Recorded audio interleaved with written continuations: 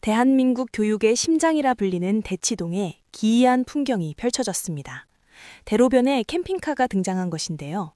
낭만적인 여행지가 아니라 학원 수업 사이 1시간의 쪽잠을 위해 마련된 도로 위 수용소입니다.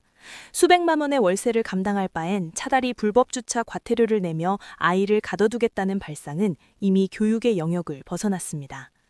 이 캠핑카는 단순한 쉼터가 아니라 미쳐버린 부동산 권력이 만든 괴물입니다.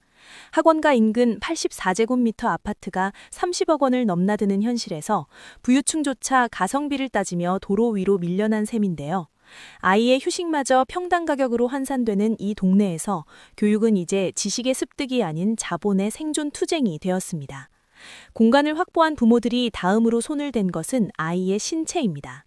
집중력을 높여준다는 소문에 강남 3구의 ADHD 치료제 처방은 서울 내 압도적 1위를 기록하고 있는데요.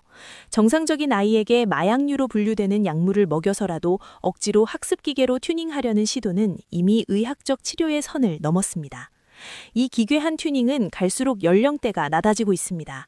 이제는 4세 고시, 7세 고시라는 이름으로 영유아의 뇌를 레벨 테스트라는 시험대에 올리는데요.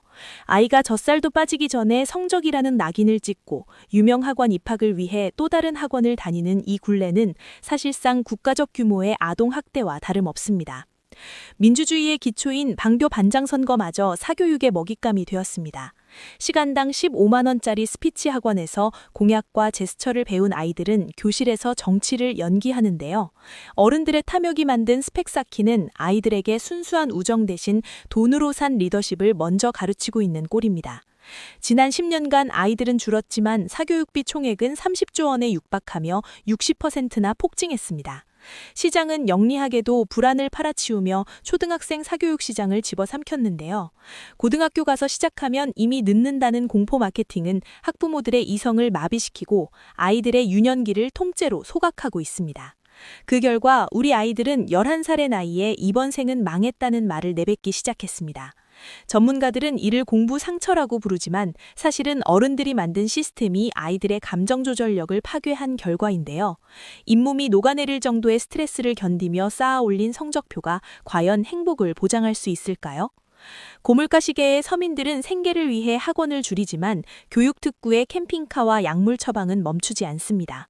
교육이 계층 이동의 사다리가 아닌 부모의 자산과 정보력으로 찍어 누르는 계급 굳히기 수단이 되었기 때문인데요. 격차는 더욱 벌어지고 이제 평범한 노력은 대치동의 캠핑카 앞에서 무기력해집니다. 삼성가조차 아들의 고교 졸업과 동시에 대치동을 떠나는 모습은 시사하는 바가 큽니다. 대한민국 최고의 자산가조차 자녀 교육을 위해 이 지독한 교육 개토에 머물러야 했다는 사실은 이 시스템이 얼마나 강고하고 폐쇄적인지를 증명하는데요. 대치동은 이제 하나의 동네가 아니라 탈출해야 할 감옥이 되었습니다. 수능이 끝나기 무섭게 특정 지역의 전세가가 수억 원씩 뛰는 현상은 대한민국 부동산이 교육에 얼마나 기생하고 있는지를 보여줍니다. 집값과 성적이 정비례하는 이 잔인한 공식 아래서 아이들은 집값을 올리는 부속품으로 전락했습니다. 교육의 목적은 인간이 아닌 부동산 가치의 유지가 된 것일까요? 과연 이 레이스의 끝에는 무엇이 기다리고 있을까요? 캠핑카 안에서 편의점 도시락을 먹으며 약기운으로 버티는 아이가 명문대에 입학한다고 해서 행복이 완성될까요? 우리는 지금 성공이라는 허울 좋은 이름 아래 한 세대의 정신적 토양을 황폐화하는 거대한 도박을 벌이고 있는지도 모릅니다. 뇌과학을 말합니다. 성취 역량은 지능이 아니라 감정 조절력에 달려 있다고요. 하지만 지금의 사교육 시스템은 아이들의 감정을 가장 먼저 공략합니다. 불안과 시치심을 동력으로 달리는 차는 머지않아 엔진이 터지기 마련인데요. 공부 상처가 깊어진 아이들은 결국 가장 중요한 순간에 멈춰서게 됩니다. 정부는 학원법을 개정해 영유아 레벨 테스트를 금지하겠다고 하지만 불안을 먹고 자라는 시장은 언제나 법망보다 빠릅니다. 제도를 바꾸는 것보다 시급한 것은 아이를 소유물이나 투자 상품으로 보는 부모들의 시선을 바꾸는 일인데요.